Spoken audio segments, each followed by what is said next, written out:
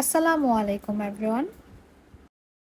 ঘরোয়া মশলায় কিভাবে ভীষণ মজাদার বিফ টিকিয়া কাবাব তৈরি করতে হয় আজকে আমি এই ভিডিওতে সেটাই দেখিয়ে দেব। সাথে কিছু টিপস দিয়ে দেব যেটা ফলো করলে আপনারা তৈরি করতে পারবেন বিয়ে বাড়ির স্বাদে এই বিফ টিকিয়া কাবাবটি।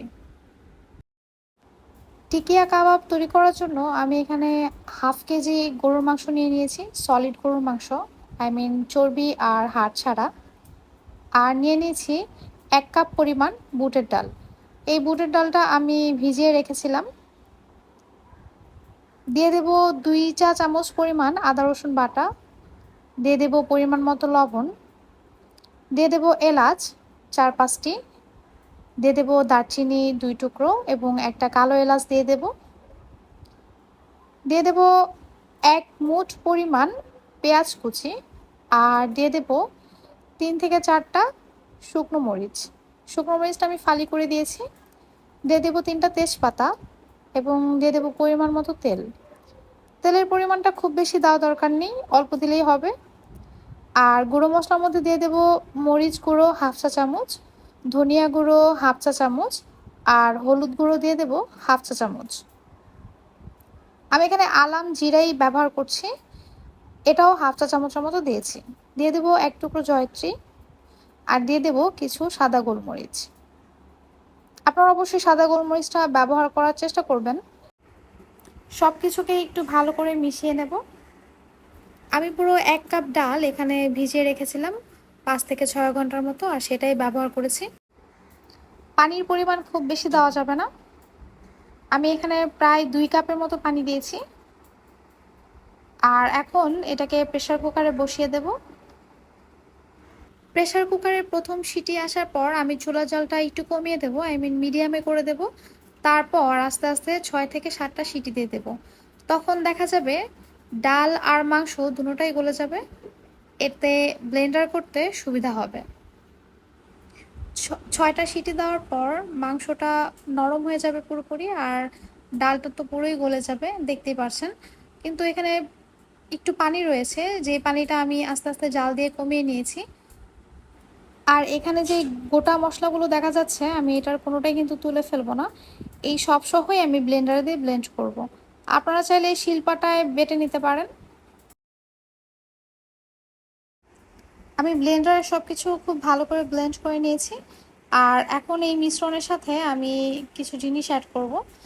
প্রথমেই আমি এখানে দিয়ে দেব 2 টেবিল চামচ পরিমাণ ধনিয়া পাতা কুচি, দিয়ে দেব 1 টেবিল চামচ পরিমাণ পুদিনা পাতা কুচি, দিয়ে দেব কাঁচামরিচ কুচি, দিয়ে দেব 1/2 কাপ পরিমাণ পেঁয়াজ কুচি, দিয়ে দেব পেঁয়াজের বেরেস্তা।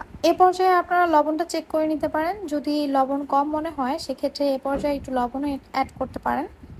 আর পুদিনা পাতা অবশ্যই ইউজ করবেন। পুদিনা পাতা, ধনিয়া কুচি এগুলো না দিলে কিন্তু কাবাবের টেস্টটা আসে না। আর কাবাবটা যখন মেশাবেন ঠিক এইভাবে মেশাতে হবে, আদারওয়াইজ এটা খুব ভালো করে আপনারা মেশাতে পারবেন না। টিকিয়া কাবাব বানানোর এক পর্যায়ে যখন দেখবেন এটার গা ফেটে যাচ্ছে, তখন এখানে একটা ডিম অ্যাড করে নেবেন।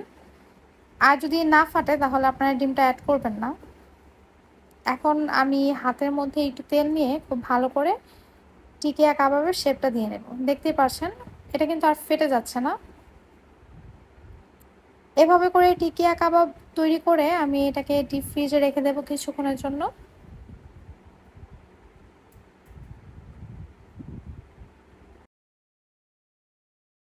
কাঁচা পেঁয়াজটা দেওয়ার কারণে টিকিয়া কাবাবটা যখন ভাজবেন তারপরে এটা খেতে একটু জুসি লাগবে, আদারওয়াইজ এটা পুরো শুকনো শুকনো লাগে, খেতে ভালো লাগে না। আমি প্রায় আধা ঘন্টার মতো এটা ডিপ ফ্রিজে রেখে দিয়েছিলাম। আর দেখতেই পাচ্ছেন এটা কিন্তু অনেকটা শক্ত হয়ে গিয়েছে। এ পর্যায়ে আপনারা একটা বক্সে করে এটা ডিপ ফ্রিজে অনেক দিন পর্যন্ত সংরক্ষণ করে রাখতে পারেন। তেলটা হালকা গরম হয়ে আসলেই আমি টিকিয়াগুলো ছেড়ে দেব।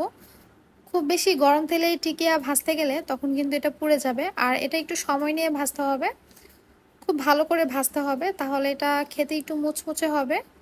আর আপনারা যদি অল্প ভেজে এটা তুলে ফেলেন তখন এটা দেখতে সুন্দর লাগলেও এটা কিন্তু খেতে একদমই ভালো লাগবে না, এ কথাটা মাথায় রাখবেন। আপনারা চাইলে এটাকে আরেকটু পাতলা করে তৈরি করতে পারেন, সেক্ষেত্রে এটা খেতে আরও বেশি মজা লাগবে। চুলার হিটটা মিডিয়ামেই থাকবে। আর এটাকে খুব আস্তে আস্তে করে ভাজতে হবে, তাহলে ভেতর থেকে পুরোটা ভাজা হয়ে আসবে। টিকিয়াগুলো ভাজা হয়ে গিয়েছে, আমি এখন এগুলো তুলে দেখতে পাচ্ছেন টিকিয়ার কালারটা কত সুন্দর এসেছে। আর এটাকে কিন্তু আমি খুব বেশি করেই ভেজেছি, আপনারা চাইলে হালকা ভেজে খেতে পারেন, তবে আমি বলবো একটু সময় নিয়ে এটা ভাজতে আর একটু কড়া করে ভাজা দিতে, তাহলে এটা খেতে বেশি ভালো লাগে। আমি একটা টিকিয়া ভেঙে দেখাচ্ছি, দেখতেই পাচ্ছেন কেমন হয়েছে। আমার রেসিপিগুলো ভালো লেগে থাকলে অবশ্যই আমার চ্যানেল সাবস্ক্রাইব করবেন, ফলো করবেন আর আমার ভিডিওগুলো বেশি বেশি শেয়ার করবেন। ধন্যবাদ।